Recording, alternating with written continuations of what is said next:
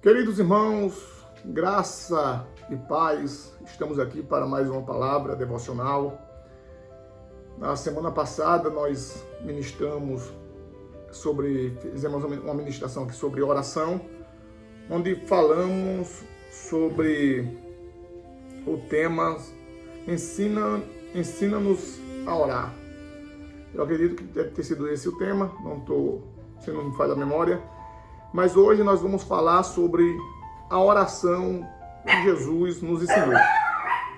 É basicamente, desculpa aí as zoadas, que tem uns pinches nos cachorros, aí provavelmente vai estar acontecendo aí essas interferes aí externas. Mas hoje nós vamos estar falando sobre a oração que Jesus nos ensinou, ou o modelo de oração ensinado por Jesus. É basicamente a continuação do texto que nós lemos na ministração passada, onde nós falamos sobre o ensina-nos a orar, né? Hoje nós vamos continuar o texto, lá em Lucas, capítulo de número 11. Nós vamos ler todo o texto, né? Para a gente também poder entender melhor a questão do contexto. Vamos começar a partir do versículo 1 e vamos ler até o versículo de número 4. Então, se você tem uma Bíblia, quiser acompanhar conosco aí na sua Bíblia a leitura, sinta-se à vontade. Mas nos diz assim a palavra do Senhor. E aconteceu que, estando ele a orar, num certo lugar, quando acabou, lhe disse um dos seus discípulos: Senhor, ensina-nos a orar, como também João ensinou aos seus discípulos. E ele lhe disse: quando orardes, dizei: Pai nosso que estás no céu, santificado seja o teu nome. Venha o teu reino, seja feita a tua vontade, assim na terra como no céu. Dá-nos cada dia o nosso pão contínuo e perdoa-nos os nossos pecados, pois também nós perdoamos a qualquer que nos deve. E não nos conduza à tentação, mas livra-nos do mal. Antes de adentrarmos no texto, eu quero lhe convidar para nós fazermos uma oração, para que o Espírito Santo possa nos conduzir através da ministração dessa palavra. Ore comigo aí na sua casa, feche seus olhos e peça para que o Espírito de Deus possa falar ao seu coração através dessa palavra devocional.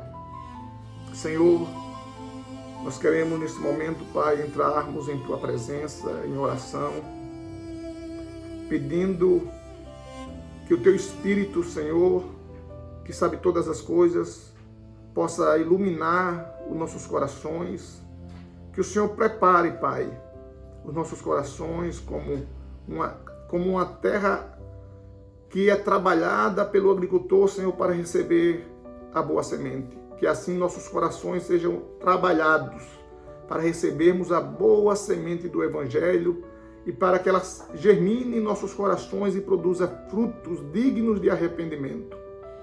Que o Senhor ilumine, Pai, o nosso entendimento, para que nós possamos entendermos a Tua palavra, para que nós possamos absorver aquilo que o Senhor tem para falar aos nossos corações. Sê conosco, Senhor, e me conduza na pregação do Evangelho, para a glória do Teu nome, em nome de Jesus. Amém. Meus queridos, o interessante nesta palavra que relata, ou traz o relato da oração que nós conhecemos popularmente como Pai Nosso, essa oração é uma oração que frequentemente é recitada ou reproduzida dentro das igrejas católicas como parte devocional do culto, diferente das igrejas evangélicas, que não tem esse hábito de estar reproduzindo a oração, mas a ênfase que nós evangélicos damos é mais no modelo do que na forma. Não que seja errado você repetir essa oração, Apesar que o texto, né, que tem dois textos que trazem essa mesma oração. Esse texto que nós lemos, que nós acabamos de ler aqui no Evangelho de Lucas, no capítulo de número 11, e tem outra passagem que é no Evangelho de Mateus, no capítulo de número 6, onde Jesus começa a fazer um sermão no capítulo de número 5 e vai até o capítulo de número 7, que nós chamamos de Sermão do Monte. E nesse discurso público de Jesus Cristo, ele, entre esses discursos, ele ensina a oração que nós conhecemos popularmente como oração do Pai Nosso. E interessante que lá ele diz que nós não devemos usar de vã repetições como fazem os gentios que pensam que pelo muito falar serão ouvidos. Apesar desse texto, Jesus não está necessariamente proibindo a repetição da oração, mas sim a repetição vã. E o que seria a repetição vã? Seria uma repetição supersticiosa, sem entendimento, sem coração. Ou seja, é você repetir palavras de forma vazia. Fazer essa oração como se fosse algo sem sentido, mas apenas uma reprodução daquilo que você não sabe o significado. Mais importante do que nós repetirmos a oração modelo de Jesus é nós entendermos o espírito da oração. Então, o que eu vou mostrar aqui nesse texto, a nossa ênfase vai ser maior no modelo em si da oração do que no formato, porque o formato nós já conhecemos. E eu quero lhe incentivar, inclusive, através dessa ministração, a você se aprofundar no modelo da oração e utilizar essa oração que Jesus nos ensinou para criar o seu próprio modelo com base nos princípios que Jesus nos ensinou através dessa oração. Porque se nós observarmos nessa oração do Pai Nosso, nós vamos ver que Jesus praticamente resumiu toda a teologia prática apenas em uma oração. Outra dúvida interessante sobre a oração do Pai Nosso, que inclusive já me perguntaram uma vez, né, irmão Leandro, essa oração que Jesus nos ensinou, ela já existia antes, dentro do contexto rabínico? Ou seja, os judeus já faziam essa oração? A resposta é, Jesus não copiou nenhum modelo judaico. Algumas palavras que Jesus utilizou na sua oração já existia dentro do contexto religioso judaico, mas não o formato de oração em si, como essa oração que Jesus ensinou. Ou seja, de maneira resumida, Jesus ele não criou essa oração do nada, mas também ele não copiou uma oração já existente. Ou também não adaptou nenhuma oração. Ele utilizou de linguagens espirituais que já existiam em sua época para poder criar a sua própria oração. Deixa eu ver se tem mais alguma dúvida também sobre essa oração. Tem muita gente que também pergunta também, né, da diferença, né? Como é que os católicos veem essa oração, como é que os evangélicos a veem também, né?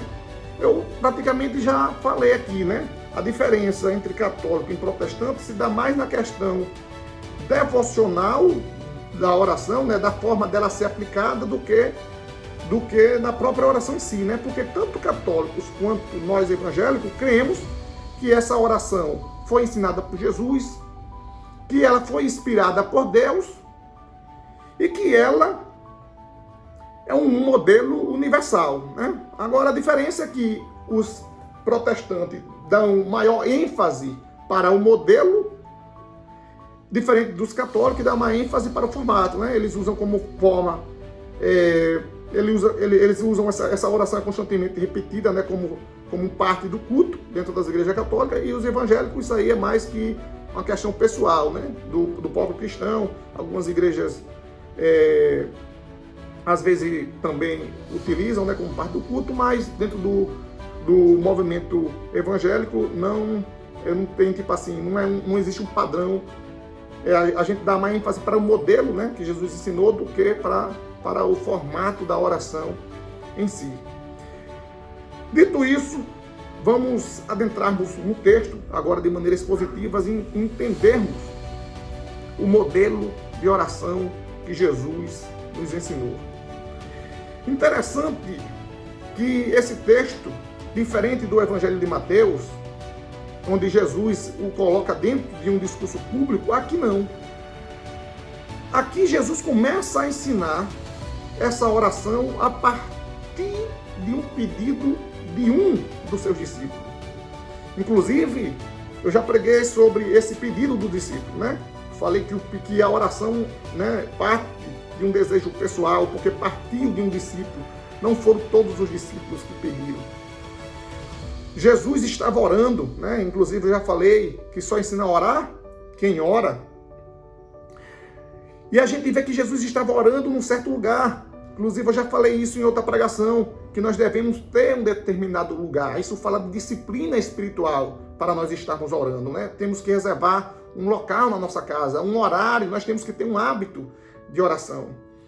E o discípulo faz uma pergunta integrante a Jesus, ele pergunta: Senhor, ensina-nos a orar, assim como João ensinou aos seus discípulos. A gente vê que isso que fazia parte da cultura judaica, os mestres ensinarem os seus discípulos a orar. Tanto é que ele vai dar o exemplo de João, assim como João ensinou aos seus discípulos.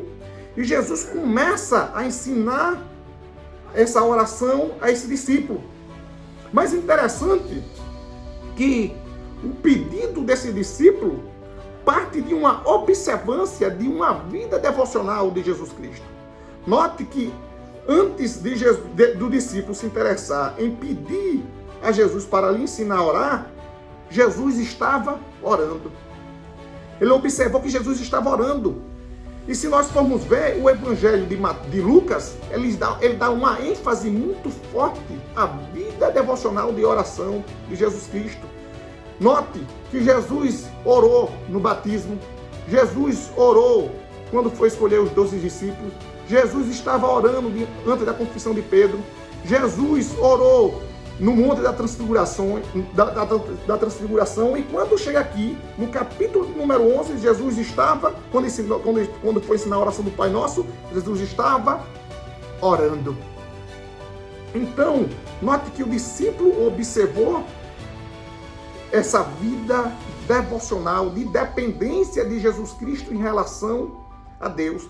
Lucas, ele faz questão de mostrar um Messias totalmente dependente do Pai. E o discípulo, diante dessa observância, cria nele o desejo também de orar. Porque o discípulo entendeu que o segredo dos milagres, do poder que Jesus demonstrava até através das suas ações, não estava na sua vida de oração. Note que o discípulo não pediu para Jesus ensiná-lo a pregar, a expulsar demônio, não pediu para Jesus ensinar ele a curar. Ele viu Jesus fazendo tudo isso, mas o que ele foi pedir? Ele pediu para Jesus ensiná-lo a orar.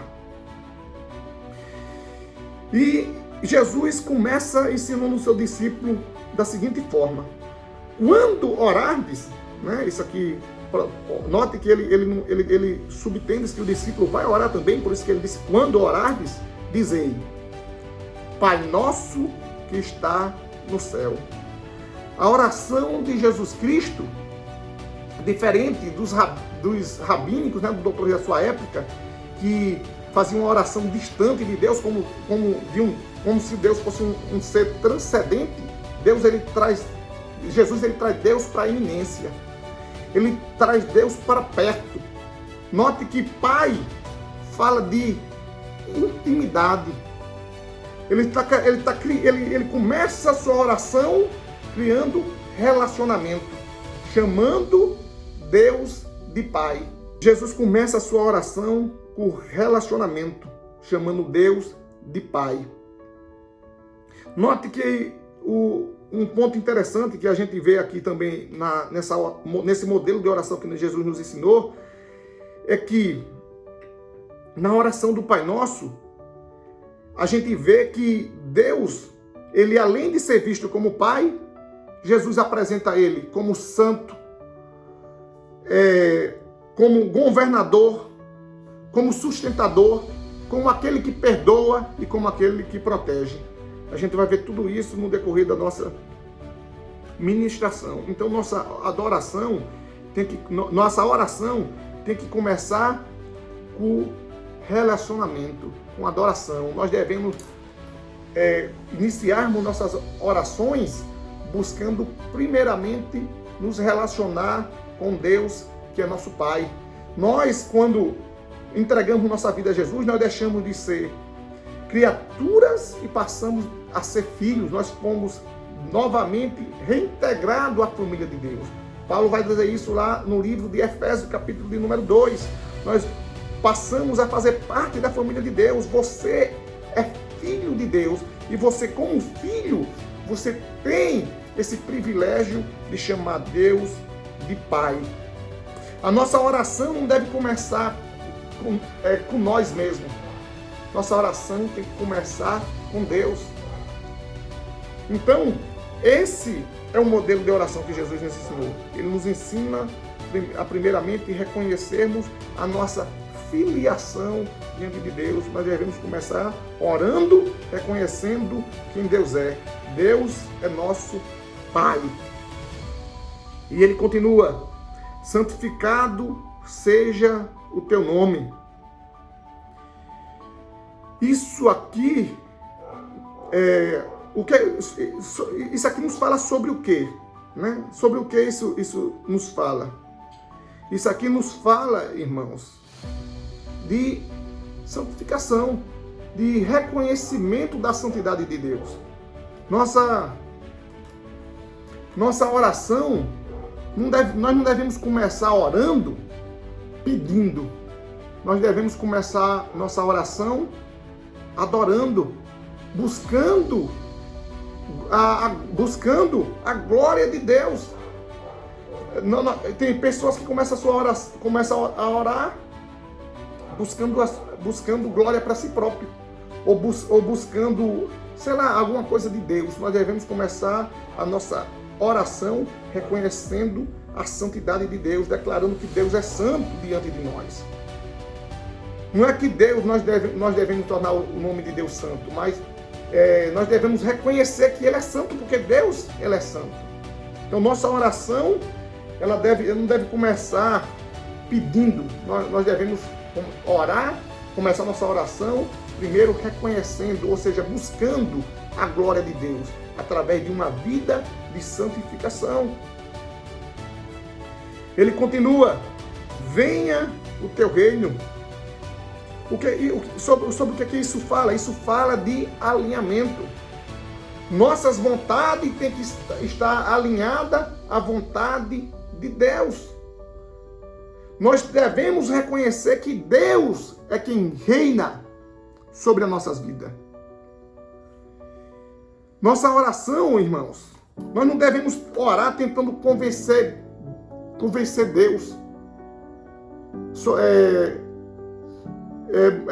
Mostra que Deus tem que fazer aquilo que nós queremos. É nós que devemos pedir para conhecermos a vontade dele, para que nossa vontade esteja alinhada com a vontade de Deus. Isso aqui, irmão, fala de alinhamento. Nossa oração deve estar alinhada com a vontade de Deus. Será que você ora buscando estar alinhado com a vontade de Deus, ou você fica buscando que Deus faça a sua própria vontade? Porque tem gente que acha que Deus tem que fazer aquilo que Ele quer. Muitas das vezes aquilo que eu quero ou aquilo que eu busco não necessariamente é aquilo que Deus quer para a minha vida. Nós devemos primeiramente buscar entender aquilo que Deus quer para as nossas vidas. As nossas vontades, nossos desejos devem estar alinhados com a vontade de Deus. Alinhado. Isso aqui fala de alinhamento. O reino de Deus, né, está em 3 dimensões.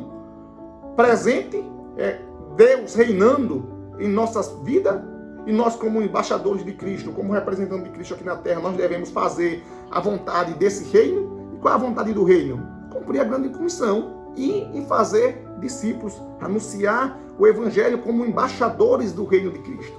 Então, a dimensão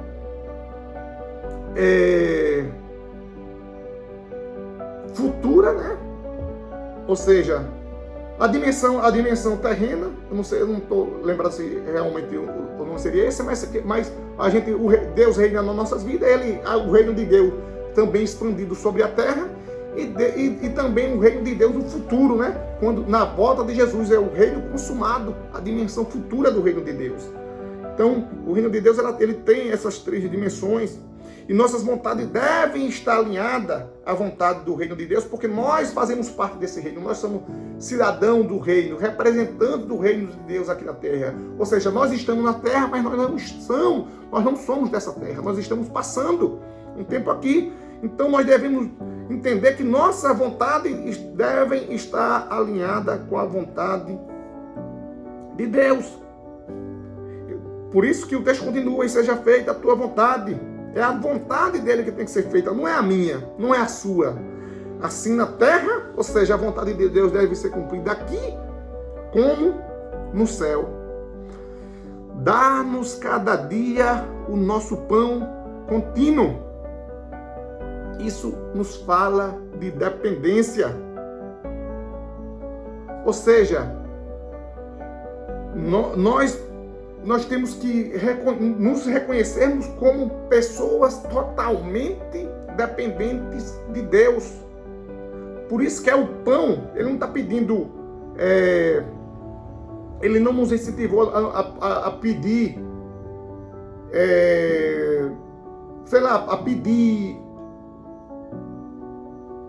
a pedir a abundância, ele nos ensinou a pedir o pão contínuo. Ou seja, nós devemos, nossa vida tem que ser dependente de Deus todos os dias. É como na oração. A pergunta que fica por exemplo, você ora. Você vai a Deus em oração apenas quando precisa? Ou você ora todos os dias? Porque nós não devemos orar apenas quando precisamos. Nossa oração tem que ser diária, nossa dependência de Deus tem que ser contínua. Nós devemos estar cada dia buscando a presença de Deus. A nossa dependência de Deus tem que ser diária, é dar-nos o pão de cada dia. Todos os dias nós temos que nos reconhecermos que somos dependentes de Deus, nós temos que ir a Deus todos os dias, demonstrando a Ele a nossa fragilidade e que somos totalmente dependentes de Deus. Quando nós nos achamos autossuficientes, irmãos, é aí que vem a queda. A maioria dos homens de Deus, dos grandes homens de Deus, cai a partir do momento que eles começam a se achar autossuficientes. Foi assim com Saul, foi assim com Salomão e com tantos outros homens de Deus, que quando começaram a se achar autossuficientes, como pessoas que não precisavam de Deus e que conseguiam resolver as coisas pela força do seu próprio braço, veio a queda. Então se nós queremos continuar firmes na presença de Deus, nós devemos nos reconhecer como dependentes dele. Nós devemos estar debaixo da dependência de Deus, porque é Deus que nos sustenta, é Deus que nos alimenta. Tudo que eu tenho foi Deus que me deu, e tudo que eu faço é para a glória de Deus. Nós temos que estar totalmente dependentes da vontade de Deus. Nós devemos ter nossas vidas totalmente entregues à vontade de Deus. E ele continua: e perdoa-nos os nossos pecados, pois também nós perdoamos a qualquer que nos deve. Isso fala de purificação. Não tem como nós termos uma vida profunda de oração diante de Deus com nossos corações contaminados, com mágoas guardadas, com ressentimentos, pessoas que não conseguem liberar perdão. Uma vida, irmãos, regenerada, transformada pelo Espírito Santo, precisa liberar perdão. Perdão recebido precisa gerar perdão. Ou seja, perdão recebido gera perdão liberado.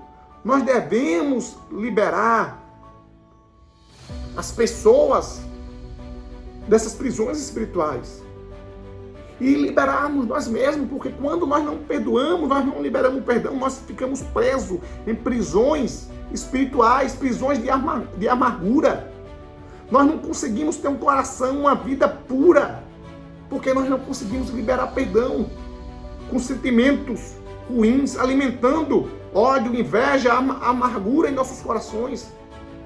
Se liberte disso, e eu quero profetizar neste dia que essas cadeias vão cair por terra e que você vai viver uma nova vida e que você vai ser liberto em nome de Jesus. Você precisa liberar perdão, purificação. E o texto continua: e não nos conduza à tentação, mas livra-nos do mal. Isso aqui nos fala de proteção. Ou seja, oração também é batalha espiritual. O crente que ora é um crente que está protegido. A oração também nos livra do mal. E livra-nos do mal com referência ao maligno, porque a tradução aqui a gente poderia traduzir livra-nos do maligno, mas também das tentações. Não nos conduz à tentação. Ou seja, nossa oração tem que ser tanto para Deus nos livrar das tentações do pecado. E quando, irmãos, como é interessante nós vivemos dependente de Deus. Porque você já imaginou se todos os dias você tiver uma vida devocional de oração, ou seja, disciplina espiritual, um lugar determinado, um tempo determinado. Bom seria se fosse pela manhã, mas nós sabemos que nem todo mundo consegue orar pela manhã antes de começar o dia. Mas, e já imaginou você ter com essa vida de oração? Aí você começa orando, começa se relacionando com Deus, adorando, buscando a santificação no nome de Deus, mostrando sua dependência, pedindo perdão, liberando perdão, pedindo para Deus te livrar das tentações. Aí você ora pedindo: Senhor, não me deixe cair em tentação, não me deixe trair minha esposa, não me deixe mentir, não me deixe roubar, não me deixe dizer falso testemunho, não me deixe usar minha boca para coisas que não glorificam o teu nome. Me ajude a não entrar em conversas contenciosas. Ajude-me, livre meu coração de pecar contra ti, Senhor. Imagine você fazendo sua oração pedindo para Deus lhe livrar do pecado. O Espírito Santo, irmão, ele nos conduz, porque o Espírito Santo ele habita em nós. Então ele nos conduz para um caminho de justiça, de retidão. Ele nos guia a toda a verdade. O Espírito Santo é que convence o homem do pecado, da justiça e do juízo. Então, irmão, eu tenho certeza que se nós começarmos o nosso dia, nós tivermos essa disciplina espiritual, vai ser muito mais difícil. Não quer dizer que você não vai pecar, mas vai ser muito mais difícil de você cair nas ciladas do diabo. Porque você vai estar debaixo da proteção de Deus. O Espírito Santo de Deus vai estar na tua vida te convencendo do pecado, da justiça e do juízo. Ele vai estar dizendo, quando você estiver andando e tiver um tropeço na sua vida, porque o pecado na vida do cristão não é uma prática que ele deve, não é uma prática que ele busca, que ele busca. Não tem que ser, é um tropeço, é algo inevitável. Mas quando o crente que ora pedindo essa proteção, quando ele vai na sua caminhada, ele vai passar por um tropeço, o Espírito Santo vê, ele diz: ei, meu filho, por aí não. Senão você pode tropeçar e pecar. E um abismo leva a outro abismo. Por causa desse pecado, você pode ser conduzido a pecados piores. Então, o Espírito Santo ele vai nos conduzindo por caminhos retos. Você já pensou? Você tendo essa disciplina espiritual, como você não vai se fortalecer espiritualmente diante de Deus? É por isso que eu disse na mensagem passada, que só ensina a orar quem ora, porque crente que ora, irmão, tem essa consciência espiritual, que oração também é batalha espiritual. Não livrar apenas da tentação, mas também do maligno. Crente que ora está protegido, inclusive do maligno. Nós devemos ter essa vida diária de oração. E note que a oração que Jesus nos ensinou começa com adoração e termina com batalha espiritual. Ou seja, nós começamos adorando e terminamos com vitória. Crente que ora já está munido de vitória diante de Deus. Então, irmãos, que nós venhamos refletir nessa mensagem, porque o mais importante não é nós estarmos repetindo essa oração, mas seguindo esse modelo. E eu vou já te convidar para nós fazermos uma oração seguindo o modelo de oração que Jesus nos ensinou. Então nós devemos ter esse entendimento. Não é o tamanho da oração que move o coração de Deus. Os gentios, né, ou os pagãos, eles faziam, né, orações intermináveis, tentando persuadir suas divindades. Por isso que Jesus falou, né, lá em Mateus 6, que eles pensam que pelo muito falar serão ouvidos, quando ele fala lá de vãs repetições, porque era exatamente isso que os pagãos faziam. O que eles faziam? Eles faziam orações intermináveis, muitas palavras, porque eles achavam que dessa forma eles iriam conseguir persuadir as suas divindades. E tem muita gente orando dessa forma, de maneira supersticiosa, fazendo rezas intermináveis, achando que dessa forma vão persuadir a divindade que é Deus. E se esquecem de orar com o coração, se esquecem de buscar ter relacionamento com Deus. Deus está procurando verdadeiros adoradores, e os verdadeiros adoradores, Jesus disse para a mulher cananeia, não vai nem nesses montes, nem em Jerusalém, mas os verdadeiros adoradores adorarão o Pai em verdade e em espírito. Nossa oração tem que ser conduzida pelo coração, irmãos, não por vãs repetições. Você não precisa estar criando palavras bonitas para orar diante de Deus, fazer orações intermináveis. Não é o tamanho da oração, é a profundidade. Às vezes tem gente que faz uma oração de 2 palavras, mas aquela oração toca o coração de Deus. Você não precisa ser um robô. Eu vou aqui orar 2 horas, marcar aqui, quando bater 2 horinhas eu vou acabar. Você não precisa ser um herói de oração, mas você precisa orar. A sua oração tem que ser voluntária, sua oração tem que ser dinâmica, sua oração ela tem que ser espontânea. Isso é que é uma oração verdadeira.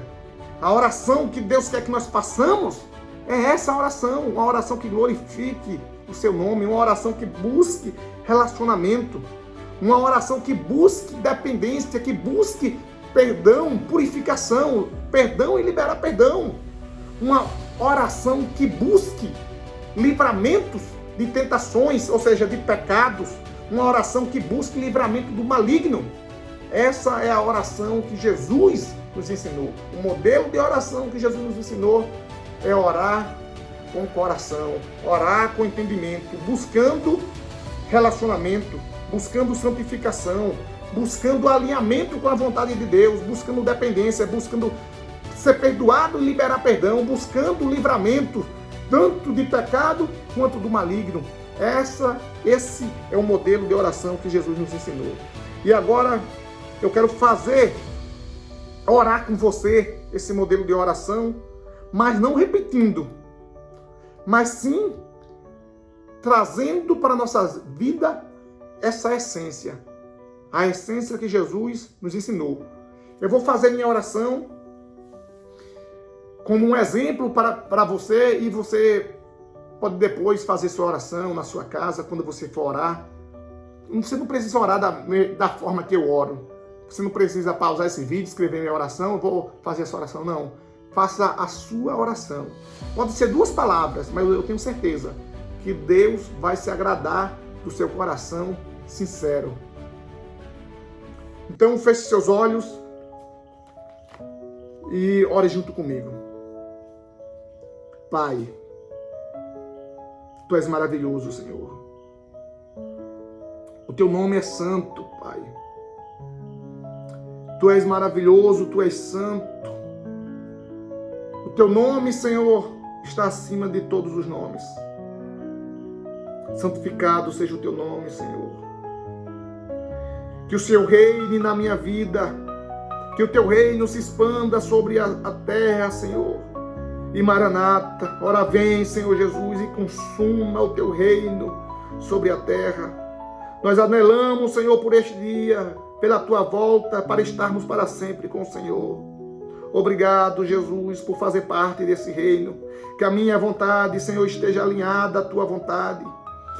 Que a minha vontade esteja alinhada à vontade do teu reino. Pai, eu te agradeço, Senhor, por fazer parte desse reino, por o Senhor ter me resgatado do lamaçal do pecado, por o Senhor ter transformado a minha vida, por o Senhor ter me salvado e me comprado com o teu precioso sangue.